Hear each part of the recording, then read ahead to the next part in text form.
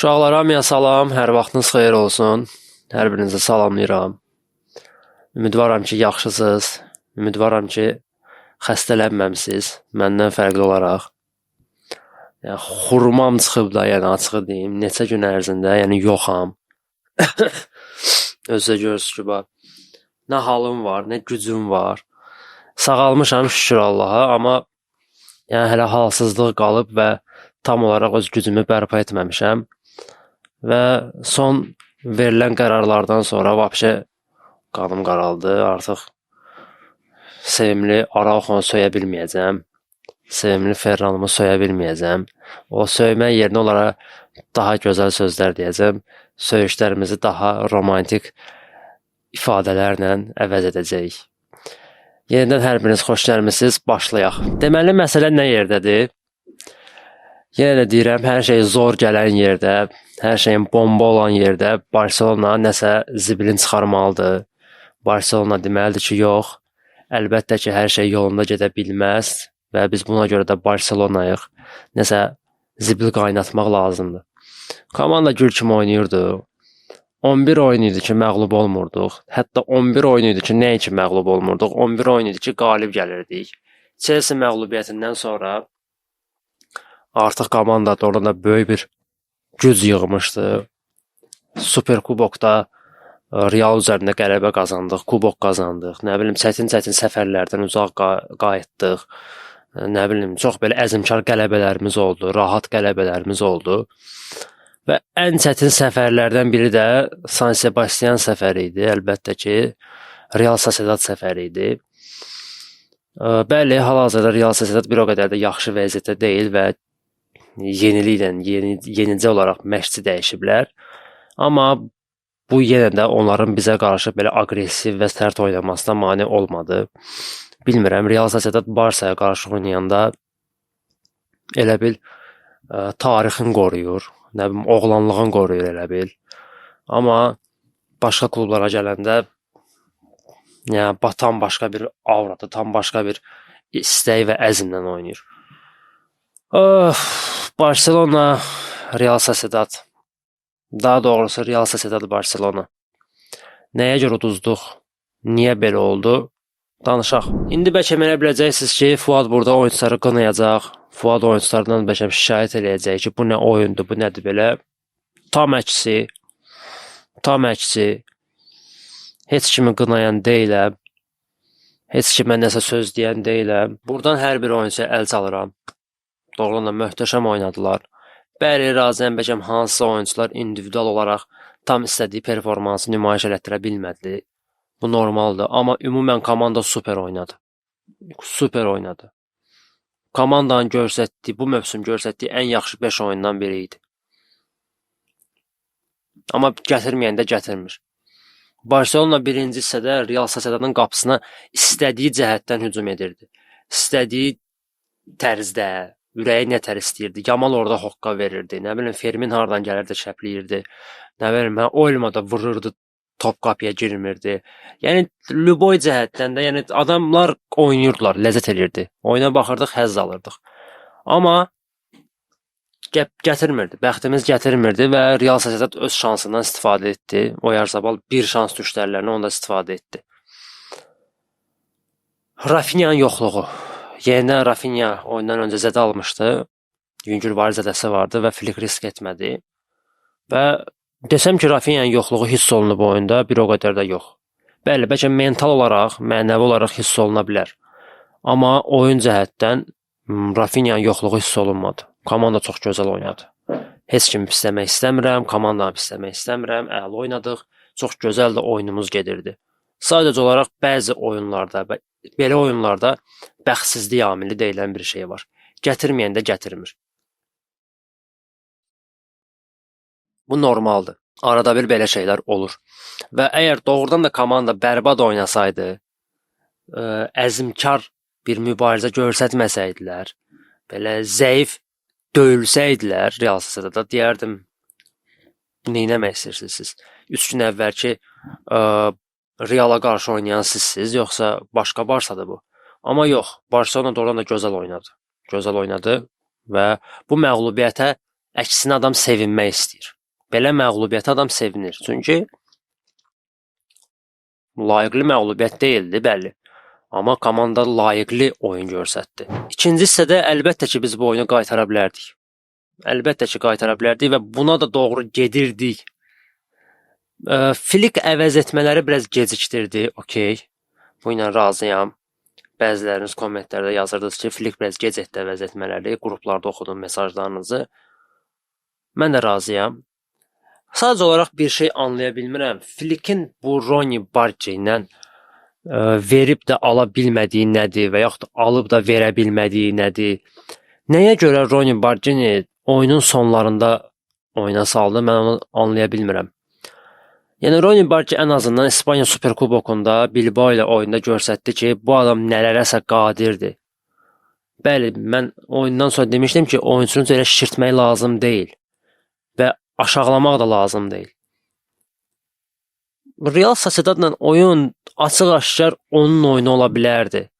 Ronnie Barkley mən daha düzün desəm startda görmək istəyərdim. İstəyərdim ki, Ronnie Barkley startda olsun, Lamine Yamal 10 nömrə kimi oynasın. Amma Flick belə qərar vermədi. Flick tam başqa qərar verdi. Amma ikinci hissədə artıq məğlub olduğumuz anda Ronnie Barkley-ni salmaq olardı oyuna. Daha tez salmaq olardı. Bəli, Flick üçlü əvəz etmə elədi. Rashford'u saldı, Lewandowski-ni saldı və ikinci kimi saldı sonra yadımdan çıxdı.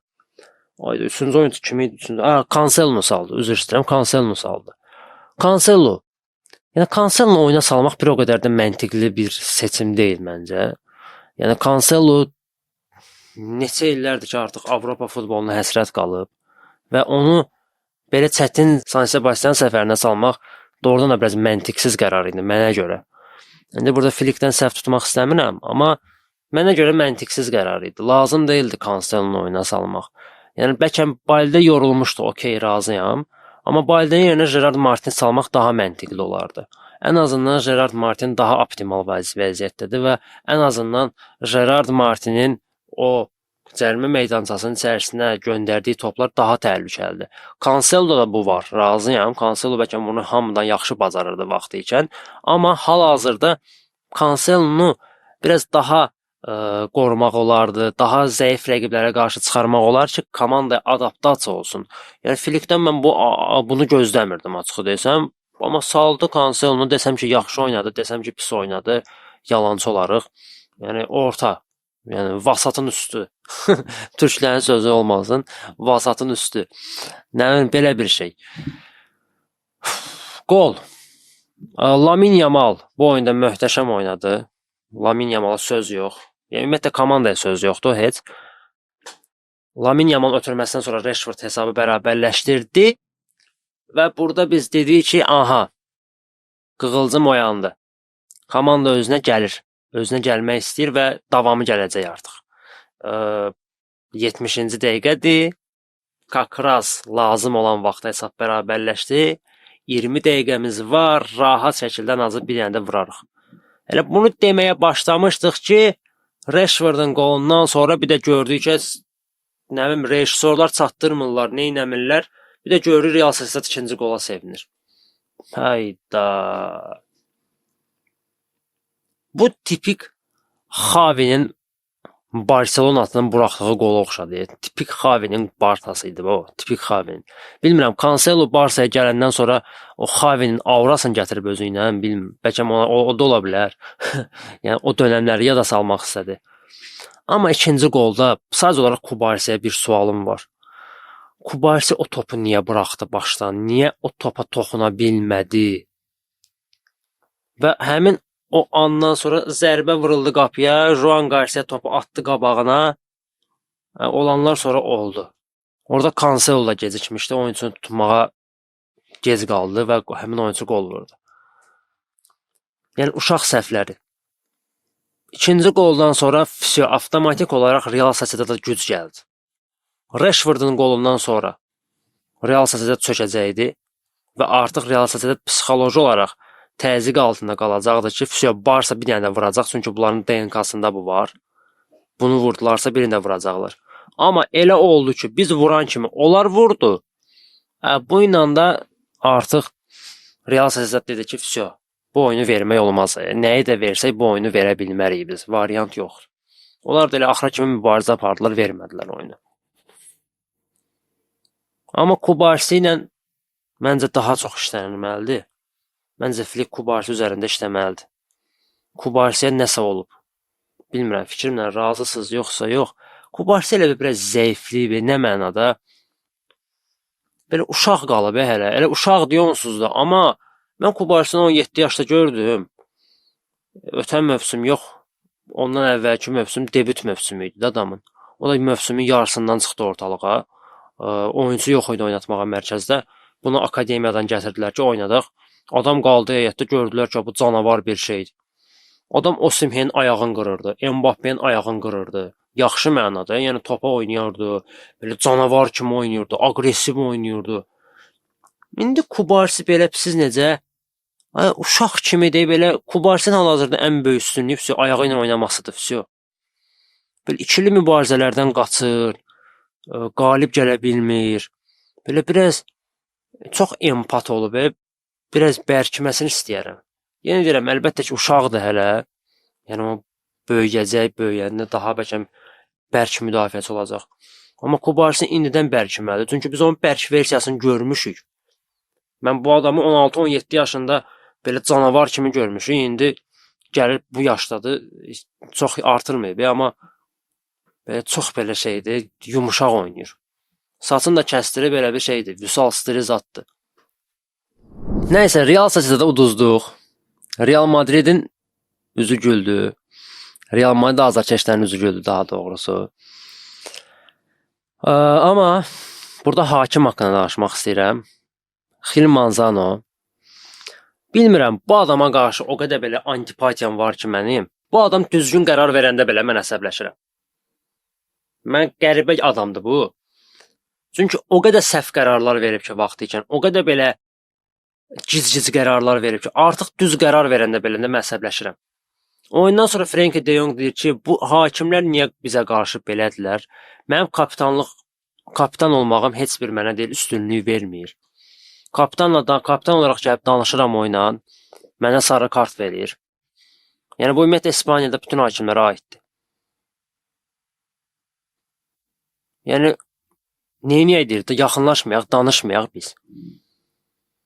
Yəni birinci hissədə Barsanın əleyhinə verilən qərarlar, yəni çoxsu düz idi. Yəni orada problem yox idi. Yəni mən o səhv tapmadım. Bir dənə ofsaytdan başqa Yamalın vurduğu qolda orada xətt çəkildi, dabanın ucu belə göstərildi, yəni gülməlidir. Ötən mövsüm eyni şey Lewandowski olmuşdu və necəsə təsadüfdürsə həmin oyunda da hakim Gil Manzano idi. Demək olar eyni epizodlardır. Ötən mövsüm Lewandowski'nin ayağın 41 razmerdən elədilər 52 razmer. Hansısa bir qüvvə idi, bilmədim, offside verilməsi üçün. Bu səfər də Lamine Yamalın dabanını elədilər bu boyda. Bu mikrofon boyda daban elədilər ki, yəni offside var. Və eyni hakim, eyni komandalar, eyni stadion, eyni hava şəraiti. Və eyni nəticə sonda. Nəysə, komandamız məğlub oldu, canları sağ olsun. Növbəti oyunumuz isə Çempionlar Liqasındadır, Slavia Praqaya qarşı. Daha sonra Oviedo-nu qarşılaşacağıq. Axır ki, Nou Camp'da oyunumuz olacaq. Darıxmışıq biz.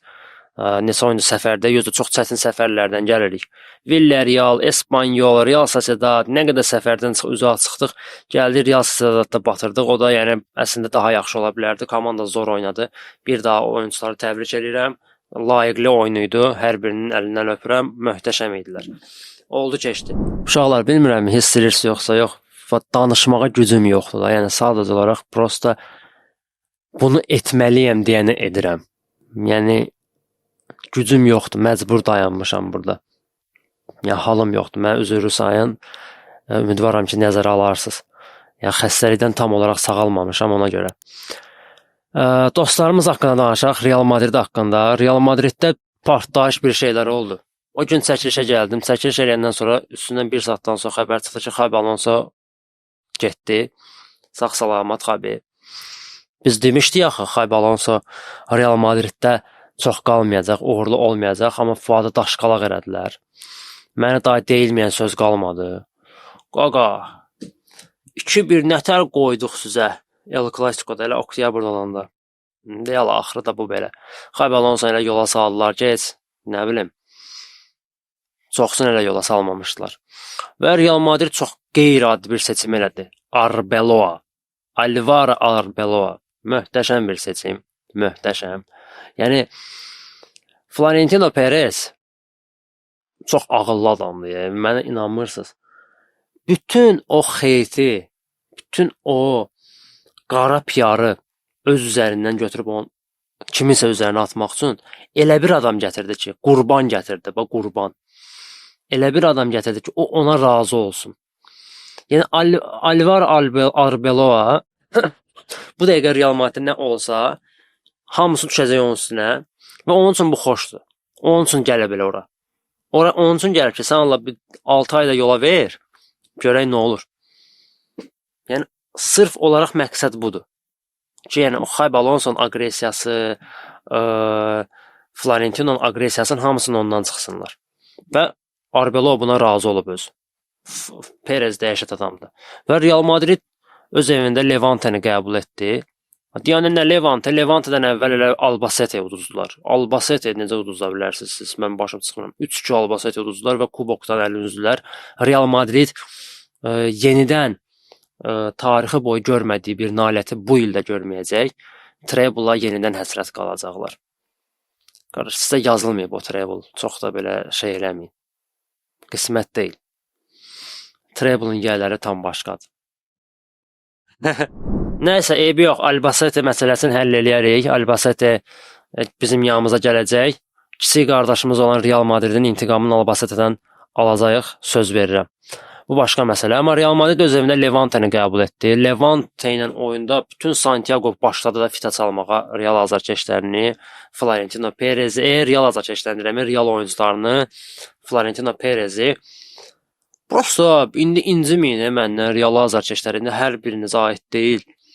Prosta Real azarkeşlər çox belə nankor deyə, belə çox belə egoistdir bəziləri. O qardaş, bu adam son 10 ildə sizin üçün nələr etməyib? Nələr etməyib də bu adam sizin üçün də? İndi orada o monarxiya yaradıb, diktatura yaradıb, nə bilim, piramida yaradıb, nə edib də o mən bilmirəm. Qardaş, adam nəsə iş görüb də bu komandada. Və elə bir şey yoxdur ki, hansısa bir komandanın çöküş dönəmi olmasın. Mən bunu vaxtikən demişdim ki, hər bir komandanın çöküş dönəmi ola bilər. Necə ki, bu Barsa bunu yaşadı, indi bunu Real yaşayır. Az da olsa yaşayır. Bəli, bu maliyyə krizisi olmasa belə, bu artıq sistematik bir krizis var, mental bir krizis var. Və bunu yaşayırlar arazlarda. Və bu normaldır, bunu hər bir klub yaşaya bilər. Və problem ondadır ki, sən bu krizisdən çıxmalısan və bunu bacarmalısan. Sənin böyük klub olduğun burada görsənir. Amma Real azarkeşləri fitə basır. Bəli, sən oyunçuları fitə basa bilərsən ki, oyunçular tam olaraq yüklənmirlər. Bacardıqlarından artığını vermirlər. Yəni, potensiallarını tam açmırlar. Buna görə fitə çala bilərsən. Amma Florentino Perez'ə ki, sən uğursuzsan, sən nəsə getməlisən, vaxt yetişib, nədir? Qardaşlar, bunu Florentino Perez'ə bunu deyə bilmərsiniz də, bilmirəm niyə. Yəni, deyilməsi düzgün deyil bu adam. Adam çox şey eləyib bu komanda üçün. Və uğurlu da olub. İndi mən Florentino Perez'in manyakı deyiləm, xəstəsi deyiləm. İndi özləri bilər, nə eynirlər, eləsinlər. Amma yəni belə çıxır ki, yəni Real Madrid 5 il və yaxud 10 il uğursuz olsa, Real azarkeşləri dağıdardı o Santiago-nu. İndi razıyam, hər bir klub istəyir ki, öz komandası uğurlu olsun, titullar uğrunda mübarizə aparsın. Amma daha belə də yox da. İndi uğursuz dönəm ola bilər. Və mən bunu o gün barətdə dedim, indi də deyirəm. Yəni, inciməyin məndən. Bir Real azarkeşləridir, bir də Galatasaray azarkeşləridir. Əlbəttə ki, hamısına aid deyil, amma əksəriyyətinə aiddir. Sırf olaraq bu klublara Avropadakı titullarına görə, Avropadakı uğurlarına görə azarkeşlik edirlər. Yəni, ölkəmizdə Galatasaray azarkeşləri çoxdur. Yəni, Galatasarayın bu qədər Avropada uğuru olmasaydı, bəlkə bu qədər azarkeş olmazdı. Həmçinin Real Madrid. Real Madrid biraz Avropada ləngisin, yəni bir 5 il, 10 il, 15 il heç nə nail olmasın. Yəni azarkeşlərin sayı azalacaq və daha belə rasional azarkeşlər qalacaq ancaq təbii azarkeşlər qalacaq. O kuboka görə olanlar qalmayacaq. O fitət alanlar var, çoxusu, o etiraz edənlər var, çoxusu kuboka görə azarkeşlik edənlərdir. Yenidən təkrar edirəm, bəli, kubok önəmlidir. Biz hamımız istəyirik ki, komandamız titul qazansın. Amma bir qazanmısan da 3 il əvvəl sən dağıdırdın. İndi bir krizə düşmüsən, bir səbirli ol, nə olub, bir gözləyin. Yəni indi komandanın yanında olmaq vaxtıdır, əksinə. Komandanın aba təkləmək vaxtı deyil. Qısa olaraq bir-iki məlumat vermək istəyirəm. Duro Hernandezi əlbəttə ki, çoxunuz tanıyırsınız və Duro Hernandez demək olar Barsadan ayrılmaq üzrədir. 6 milyon avroya Paris Saint-Germainə gedəcək bizim gənc, yeniyetmə, nə bilim, wunderkindimiz.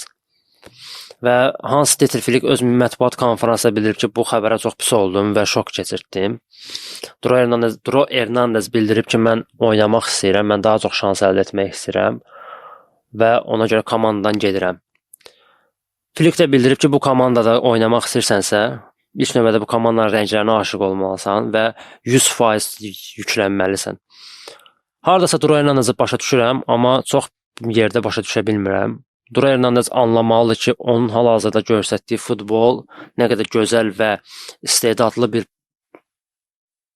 futbol olsa da, belə potensialı olsa da, hal-hazırki Barsanın yarım müdafiə xətti ilə o konkurensiya apara bilməz. Bu qeyri-mümkündür.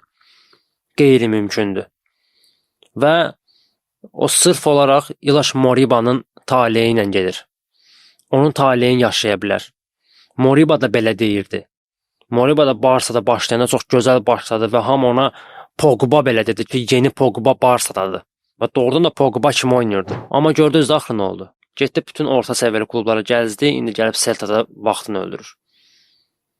Və Duro Hernandez də bunu gözləyir. Duro Hernandez indi gedir PSG-yə. Güya PSG-də vəziyyət belə bombadır, sən PSG-də oyun vaxtı əldə edə biləcəksən orada. Yəni orada təsəvvür edin ki, Zaire Emery kimi yarım müdafiəçi oyun şansı əldə edə bilmir.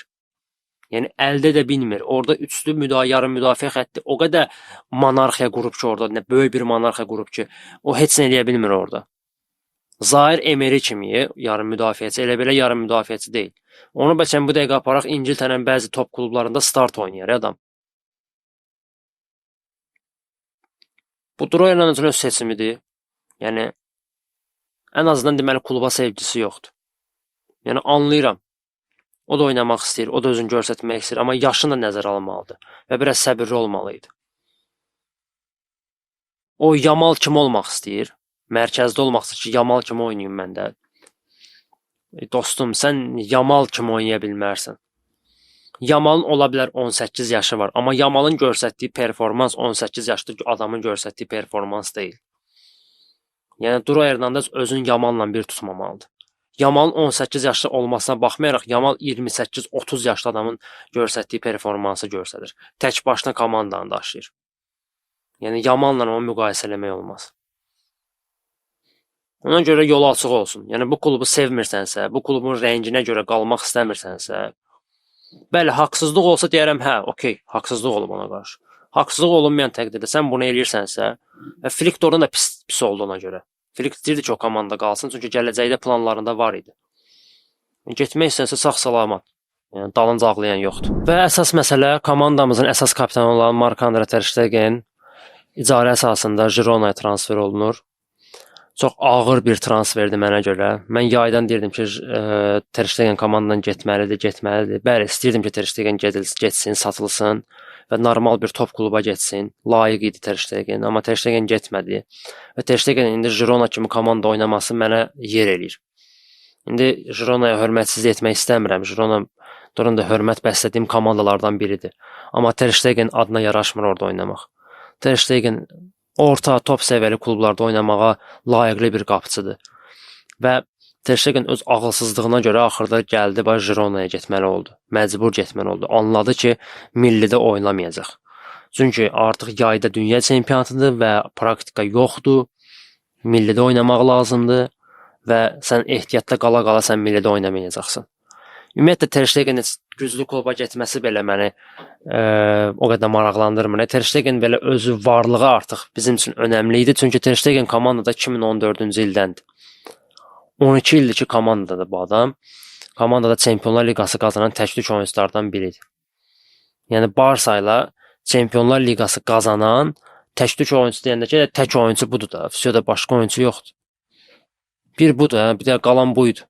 Lewandowski Bayernlə qazanmışdı Çempionlar Liqasını, nə bilim Cancelo o qazanıb, o başqa məsələ. City ilə qazanıb, başqa oyuncular qazanıb, bu başqa məsələ. Amma Ter Stegen tək oyuncu idi ki, Barsa ilə Çempionlar Liqasını qazanan oyuncu idi. O da getdi komandadan. Nə bilim, uğurlar kapitan. Doğrudan da gedişinə pis oldum. İstəməzdim belə olsun, amma Juan Garcia hal-hazırda konkurensiyanı əldən verən deyil.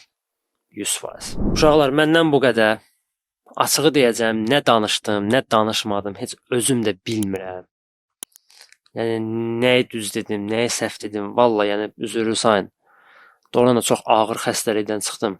Yəni, ona görə papağınızı geyinin, evdəkilərin sözünə qulaq asın. Mən qulaq asmadım, xəstələndim və 2-3 gün qızdırma mənə bilirsiniz nə elədi dayı. O divardan bu divara çırpdı da və hələ də özümə gəlməmişəm. Bacardığım qədər çalışdım ki, nəsə danışım, öz fikirlərimi bildirim. İnşallah növbəti çəkilişlərdə daha belə produktiv olaram. Hamınızı öpürəm. Kanala abunə olmağı unutmayın. Videonu bəyənməyi unutmayın. Yaxşı ki varsınız. Axşam da Baridin çəkilişindəyəm. Daha doğrusu siz bu videonu görəndə artıq Baridin çəkilişi olacaq. Baridə də baxın, bizə də baxın. Orada yəni orada hakim söhbətləri daha qızğın olacaq. Öpürəm hamınızı. Viska Barsa, Viska Kataloniya.